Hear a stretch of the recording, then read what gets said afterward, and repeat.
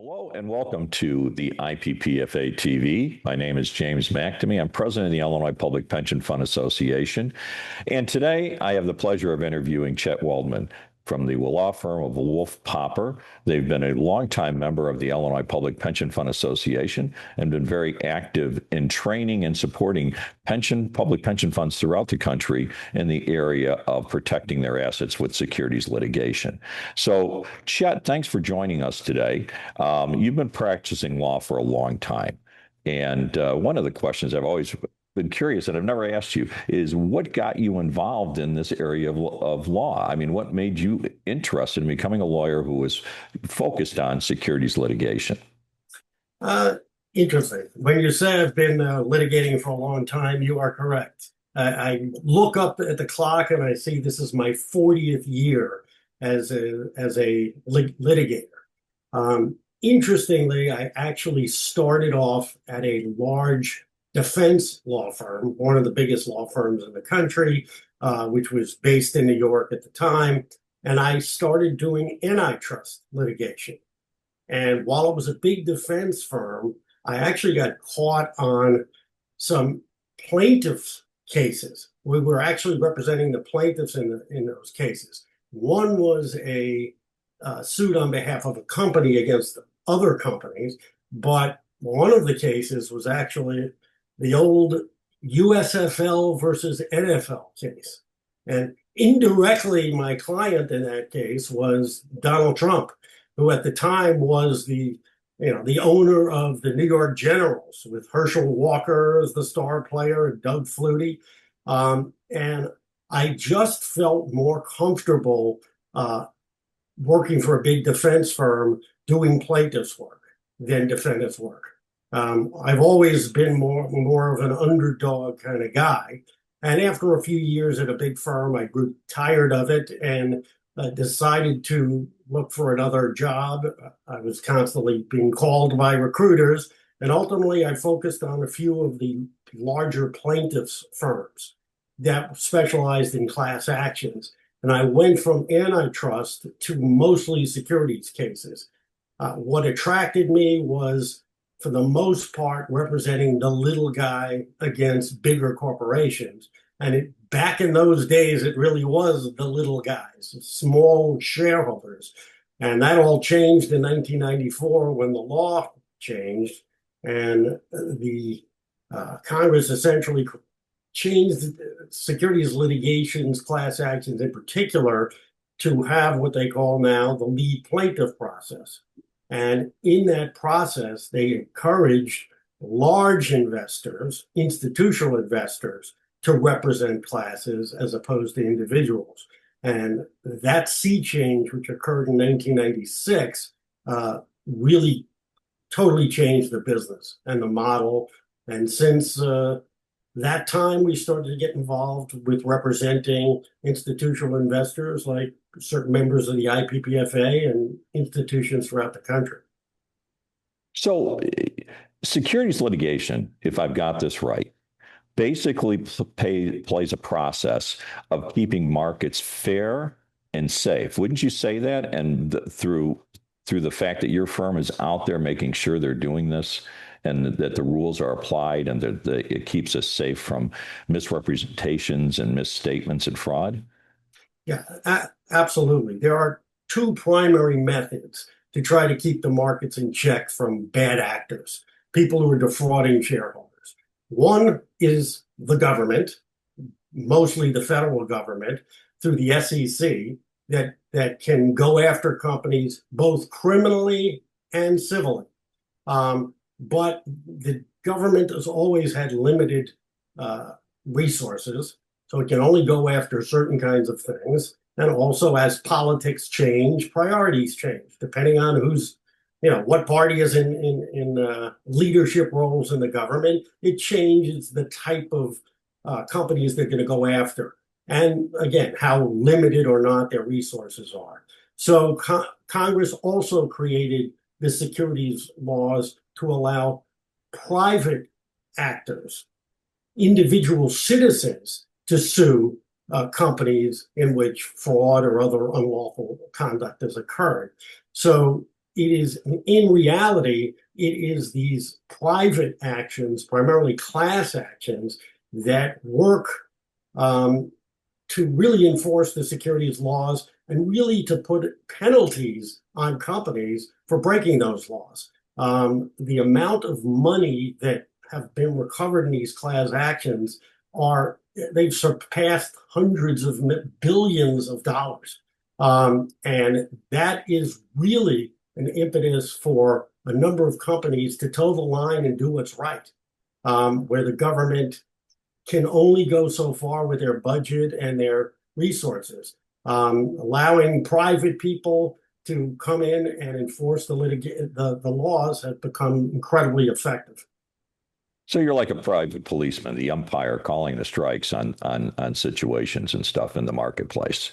Yeah, we're actually called by the courts and Congress as private attorneys general. That is the role we play. It's really our clients play the role. We are simply the ones who litigate the cases, but clients, institutions, including members of the IPPFA, have tried to, where their members have been hurt when the fund is invested in a company and it comes out that there was a fraud committed and the money goes down, which means the fund has been hurt. They've had the right to lead actions and have been very successful. Where institutional investors have involved, the actual recoveries for classes have been found to be much higher. You know, as an institutional investor, a lot of us look at this area of what you do now, Chet, as an asset class, as a way of return, of getting back some money that was, we should have gotten in the first place if it wasn't for the fact that, that there was misrepresentation or there was, other chicanery, so to speak, out there. So, I mean, isn't that one way of looking at what you're doing is almost like an asset class of getting a return back to the public funds? Absolutely. I mean, if you're a public fund and you're investing in the stock market, when your stocks go up, that's money into the fund. But similarly, if you've lost money based on somebody took it or did something to cause you to lose it, if you can get that money back, obviously that goes into your fund and the fund assets grow. They go up. So it is a key way to help manage and improve the monies that are in a fund and being invested. So it is a way to both police. It's no different. I tell this all the time to clients in a pitch.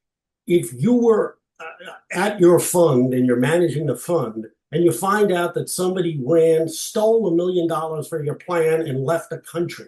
I mean, as a fiduciary, what do? Do you just, do you just sit there and allow, that to happen? Or do you try to get the money back? From a legal perspective, while you are a fiduciary, a trustee of a fund, you have to weigh whether it makes sense to go after that $1 million. And you're hoping, obviously, to get it back. But if the person, you can't find them or they spent all the money in a drunken Las Vegas casino and they don't have it, I mean, you have to weigh those things. But as a fiduciary, you have responsibilities, and getting monies that have been taken back is one way to increase your pension fund and fulfill your fiduciary responsibilities. So I got a question for you. All the years you've been doing these cases, and you've been doing a lot of cases, and I've known you for a long time. Which one kind of stands out that I mean, it isn't about the asset size. Which one was kind of the most fun you felt really good about? Does that one pop up in particular? Well, there's a few that are really interesting. Some are, I just so you know, I also do a lot of consumer class actions, some of which I've spoken about healthcare litigation at the IPPFA, M&A litigation, and some other types of litigations internationally. But in the securities, we've had some fascinating cases. Probably one of the largest, where we had a settlement of well over $250 million, came out of the Bernie Madoff scandal. Bernie Madoff ran his company. Obviously, he defrauded a lot of people who invested directly, but his company also acted as a general partner, essentially, to various mutual funds that were offshore funds that were huge. One of those was called Fairfield Greenwich, which was the largest of the feeder funds to Madoff.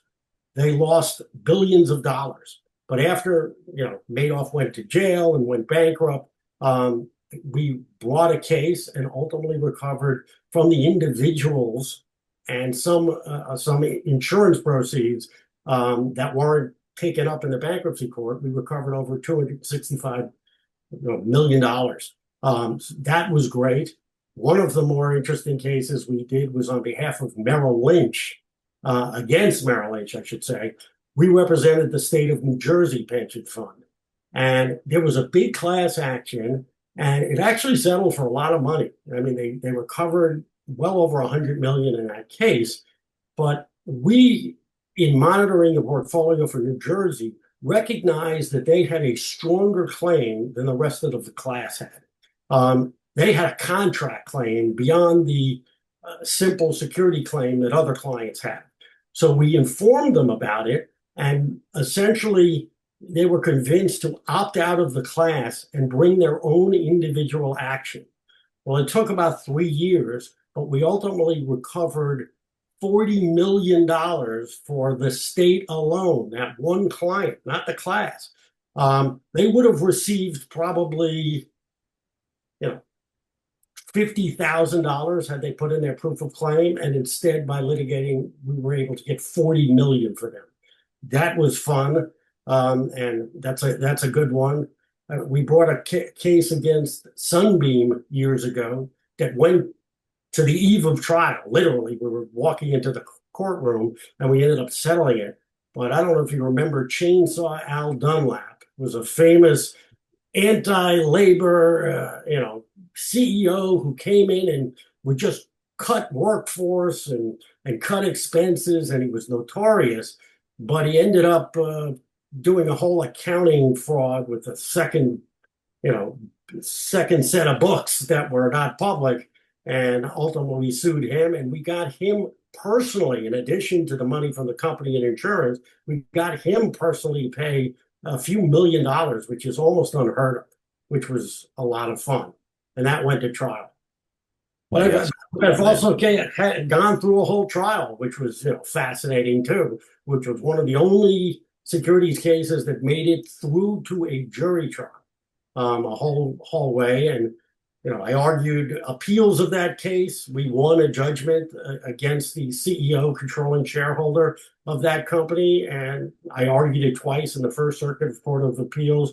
One, it went all the way up to the Supreme Court, and we ultimately won a trial verdict in a securities case, which is very memorable. Well, there's a complete process you guys do before you take a case on. I mean, I know there's a process with the Securities and Exchange Commission before they go after a firm and everything else. But you guys also have a process, and you also have your own investigation. And when you do this, and you review, when you're looking at like a portfolio and you're reviewing something, you guys have a process of how you see something, it pops up at you. I mean, could you just lightly, I mean, you don't have to go too deep into it, but explain to me what you guys do, a little bit of the process. Yeah, absolutely. This is something that goes on every day. We have somebody who came out of Wall Street. He was an analyst. He worked at big Wall Street firms for a few decades, and he functions solely as a case investigator. He is constantly monitoring sources of information, press releases, articles, and he goes beyond that. Any securities litigation case that's filed, we look in all of these things and see what looks like a case, what's not. We have separate teams of lawyers that then review these initial case investigation emails that this investigator puts together, and then they debate and ask further follow-up questions to decide whether something is a good case, a bad case. And once they decide that looks like it's a real case, not just bad news that was unaffected by really wrongful conduct, stocks go up and down every day. Most times it has nothing to do with a legal claim or a violation of securities laws. So we have this team of lawyers that then look at it. And once we identify that this really looks like a case, we then monitor the portfolios of many, many clients. I mean, uh, over 75 to 80 clients at least. And we look at the portfolios and see which of our clients have been impacted by this. And at that point, the first thing we do to see is how much do they have lost. If their losses are very small, we just tell them that this happened, that they've lost the money, that this is a case, but don't worry about it. It's too insignificant to you to worry about. But if somebody has a significant loss, and significance depends on the size of that particular portfolio, we then do a full-blown investigation. We often hire outside private investigators to further dig into deep things. We get called by whistleblower insiders often. And through these sources, we then discuss with our clients, issue detailed reports. And if they want to go forward with a case, we file it. If they don't, that's the end of it. But this is a long process that is an everyday thing. Well, I got another question for you, and our final question, and really, it's it's where the world seems to be going in the area of financial engineering and all this Bitcoin and crypto. Is it making it harder for your firm to, and making it easier to commit fraud, easier for things to be manipulated? That's a very good and interesting question. We are actually involved in a number of crypto cases. I personally am involved in about 7 right now. At the initial stages. I will tell you, first of all, crypto is the wild, wild west. Yes, it is. Yeah, cryptocurrency is one thing. That's just Bitcoin and others. That is not where I see the problem. The problem is in these coins, meme coins, coins that are really sold as investments, but they are not registered with the SEC. They do not file prospectuses. They do not file registration statements. They, in a sense, are unregistered securities. Under a number of court decisions, they found a lot of these crypto assets and various coins to be securities. And they were prosecuted under the securities litigation.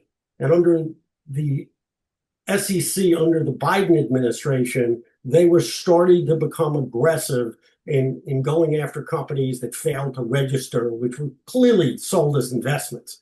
The current administration has taken a completely different take on it. They are trying to be very crypto friendly. They want the United States to be the crypto capital of the world, which in many cases is a good thing. Especially if we're talking about cryptocurrency. But they're taking a position that a lot of these coins are not securities, which lessen protections for investors. And believe me, we have literally thousands of clients in these cases.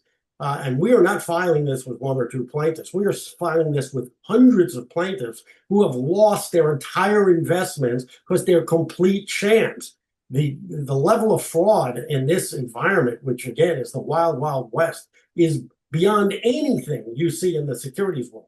They just are taking money, lying with no basis. They are not based in the United States for the most part. They're based in China. They are based in Dubai. They're based in various Caribbean islands. I mean, it is hard to find them. They are committing fraud, and people are losing money. And these securities litigations, if they can continue, are the only way to try to get these people and get money back for investors. But right now, the government is taking a very hands-off posture, although they've paid lip service to the amount that they will go after real frauds. And I hope they will. Well, I hope so too. I agree with you, Chet. That's a really good way of calling it. It's the Wild West, and it's unsettled area is basically, in my opinion, I myself get very uncomfortable about that whole area because it hasn't been settled yet, and you could lose your whole investment. And how do you get it back? And who do you go after? I mean, that's just it makes me very uncomfortable. But I want to first off thank you for your time today. This has really been, excellent. You've been involved again for a long time in the public pension community, helping us and protecting our assets and making sure that we have coverage and making sure our investments are safe. So again, thank you today, Chet, for your time with IPPFA TV. And again, we'll close this out. My name is James McNamee, President of Illinois Public Pension Fund Association. And our guest today was Chet Waldman of Wolf Popper. Thank you so much, Chet. Thanks for having me.